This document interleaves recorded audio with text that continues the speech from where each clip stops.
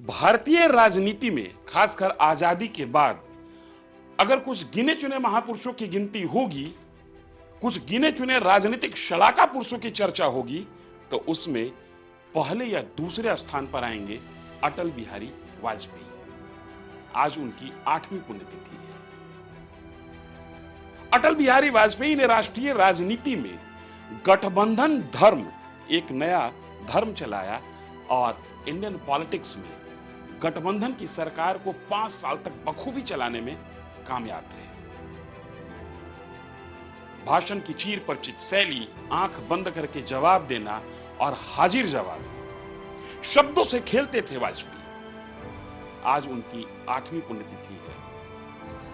News for nation उनकी 8वीं पुण्यतिथि पर उनके कुछ चुनिंदा उन चुटीले बयानों को लेकर आया है जिसके कारण अटल बिहारी वाजपेयी भारतीय राजनीति के शलाका पुरुष माने जाते हैं। अटल बिहारी वाजपेयी 1957 में पहली बार सांसद हो गए थे। तब जवाहरलाल नेहरू प्रधानमंत्री हुआ करते थे। तब अटल को संसद में बोलने का बहुत ही कम वक्त मिलता था, या ये कहिए कि ना के बराबर वक्त मिलता था, लेकिन उनकी अच्छी हिंदी से उन्होंने अपनी पहचान बना ली। नेहरू भी वाजपेयी की हिंदी से प्रभावित थे। वह उनके सवालों का जवाब संसद में हिंदी में ही देते थे और अटल बिहारी वाजपेयी का पसंदीदा विषय था विदेश नीति। एक बार नेहरू ने जनसंघ की आलोचना की तो जवाब में अटल ने कहा, मैं जानता हूं कि पंडित जी रोज शीर्षासन करते हैं, वह शीर्षासन करें, मुझे उसकी कोई आपत्ति नहीं, लेकिन मेरी पार्टी की तस्वीर उल्टी ना देखें। इस बात पर नेहरू भी ठहाका मारकर हंस पड़े।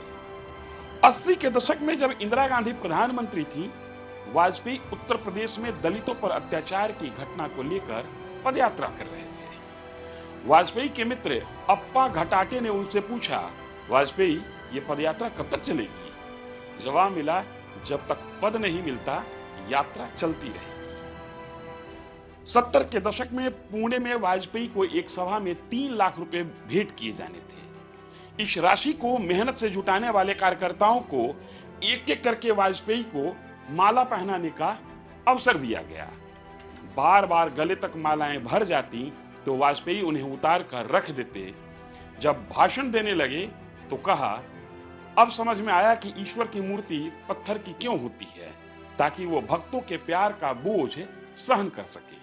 वाजपेयी अपनी वाक्पटुता से अनचाहे सवालों से बच निकलते थे। सन 1984 में इंदिरा गांधी की मौत के बाद जब कांग्रेस को 401 सीटों पर प्रचंड जीत मिली तो लाल कृष्ण आडवाणी ने कहा कि ये लोकसभा नहीं, शोक सभा के चुनाव थे। ये वो पेचीदा सवाल था जिससे वाजपेयी बच निकले। बात 1990 के लोकसभा चुनाव पूर्व की है। कांग्रेस इतनी मजबूत दिख रही थी कि अगले चुनाव में कांग्रेस को हराने के लिए गठबंधन जरूरी था। वीपी सिंह भाजपा से गठबंधन नहीं चाहते थे, लेकिन कुछ मध्यस्थों की समझाने पर सीटों के समझौते के लिए राजी हो गए। चुनाव प्रचार के दौरान ही एक प्रेस कॉन्फ्रेंस में, जिसमें वाजपेयी और वीपी सिंह दोनों मौजूद थे, पत्रकार विजय त्रिवेदी ने वाजपेयी से पूछा, चुनावों के बाद अगर बीजेपी सबसे बड़ी पार्टी बनकर उभरती है तो क्या आप प्रधानमंत्री पद की जिम्मेदारी लेने को तैयार होंगे? वाजपेयी थोड़ा मुस्कुराए और जवाब दिया, इस बारात के दूल्हा वीपी सिंह हैं। 6 फरवरी 1991 में जयपुर में बीजेपी के राष्ट्रीय परिषद की बैठक हुई। बैठक के आखिरी दिन जब वाजपेयी प्रेस कॉन्फ्रेंस कर रहे थे तो वरिष्ठ पत्रकार नीना व्यास ने पूछा, सुना है वाजपेयी जी आजकल आप पार्टी में मार्जिनलाइज हो गए हैं, हाशिए पर आ गए हैं। वाजपेयी ने सवाल को अनसुना कर दिया। दोबारा वही सवाल पूछा गया तो वाजपेयी ने कहा, नहीं, ऐसी कोई बात नहीं है। लेकिन नीना व्यास मानने वाली नहीं थी। उन्होंने फिर कहा कि अब तो ज्यादातर लोग मानने लगे हैं कि आप पार्टी में मार्जिनलाइज हो गए हैं। वाजपेयी ने अपने ही खास अंदाज में जवाब दिया, कभी कभी करेक्शन करने के लिए मार्जिन का इस्तेमाल करना पड़ता है। वाजपेयी ने गठबंधन सरकार चलाई और इसे चलाने में उनका व्यवहार बहुत काम आया, पर मुश्किलें कम नहीं थी। जयललिता और ममता बनर्जी की रोज रोज की मांगे उनके लिए सिरदर्द बनी रहती थी। ममता बनर्जी मंत्रालयों के बंटवारे और उनके कामकाज को लेकर जब तक नाराजगी जाहिर करती रहती थी। वरिष्ठ पत्रकार उमेश उपाध्याय के मुताबिक जब ममता रेल मंत्री थी तो आए दिन कोई न कोई मुसीबत खड़ी हो जाती। एक बार पेट्रोल डीजल के दाम को लेकर ममता नाराज हो गई।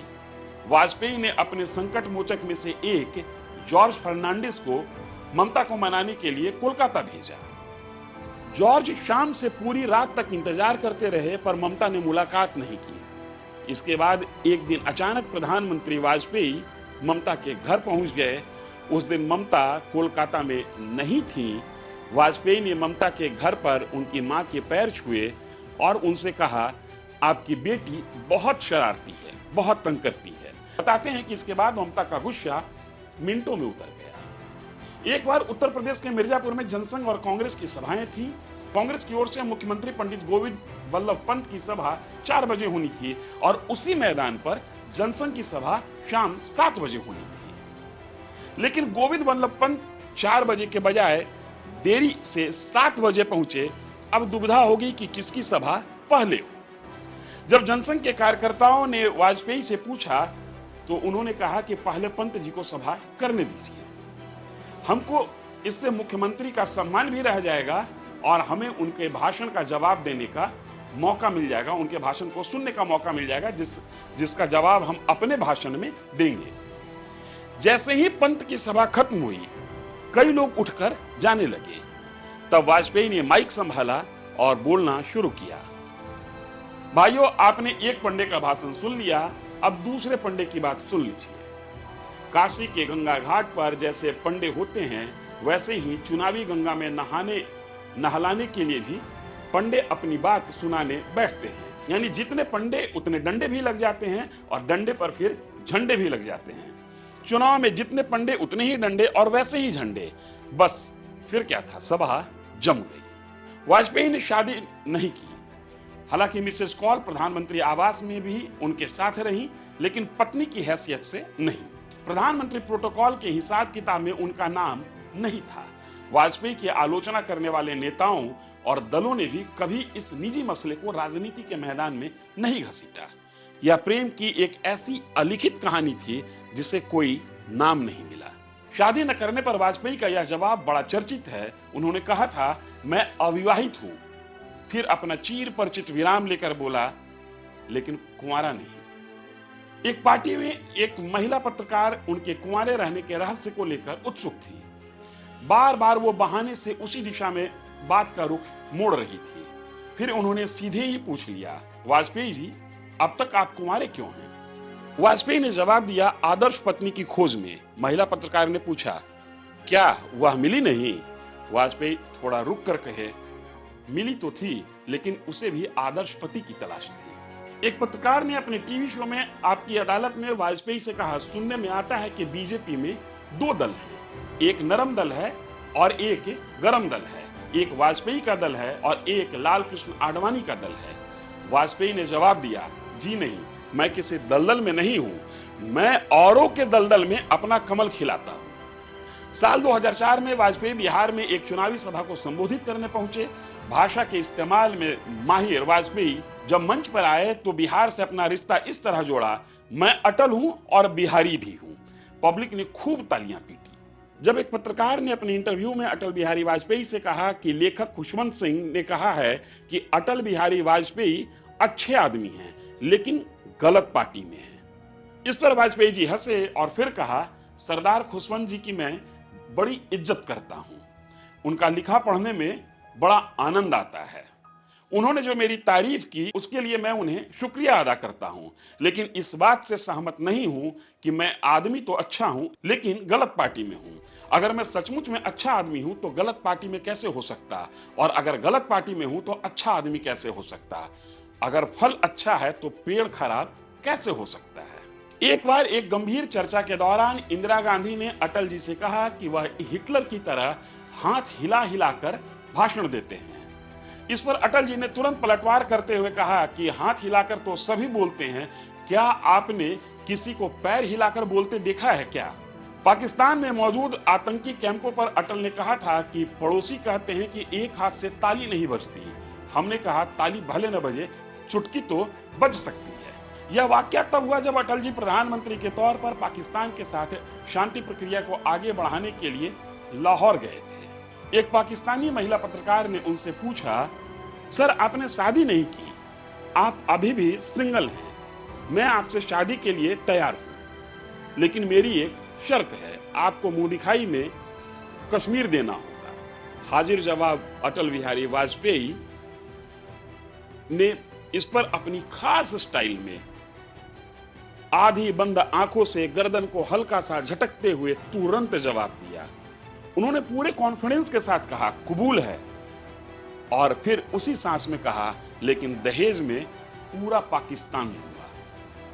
रामविलास पासवान ने कहा कि बीजेपी बहुत राम की बातें करते हैं, पर उनमें कोई राम नहीं है, मेरे नाम में ही राम है। हाजिर जवाब वाजपेयी ने तुरंत जवाब दिया, पासवान जी, हराम में भी राम होता है। 1984 का लोकसभा चुनाव वाजपेयी जी हार गए थे, लेकिन चुनाव प्रचार के दौरान उनकी सभा में भीड़ अच्छी लगती थी। चुनाव परिणाम के बाद एक पत्रकार ने उनसे पूछा कि जैसी भीड़ आती थी वैसा परिणाम नहीं आया। वाजपेयी अपने ही अंदाज में जवाब दिए। वाजपेयी जी ने जवाब दिया कि भीड़ श्रद्धा के साथ आती थी, लेकिन चुनाव में भीड़ ने मेरा श्राद्ध कर दिया। ये अटल बिहारी वाजपेयी के हाजिर जवाबी के कुछ ऐसे किस्से हैं जिनके कारण अटल बिहारी वाजपेयी का कद भारतीय राजनीति में एक सामान्य राजनेता से आगे शलाका पुरुष का हो जाता है। एक ऐसा नेता जिसके लिए दल की दीवारें छोटी पड़ जाती थी, एक ऐसा नेता जिसकी स्वीकार्यता सदन में विपक्ष के नेता भी करते थे, और ये सदन में कई बार कहा गया कि अटल जी आप आदमी तो अच्छे हैं लेकिन गलत पार्टी में हैं। ये वाजपेयी जी का कद था कि पार्टी चाहे जो भी हो, लोग उन्हें स्वीकार करते थे।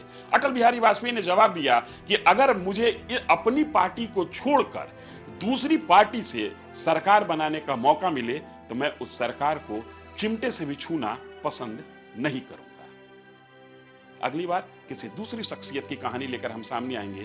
तब तक के लिए धन्यवाद।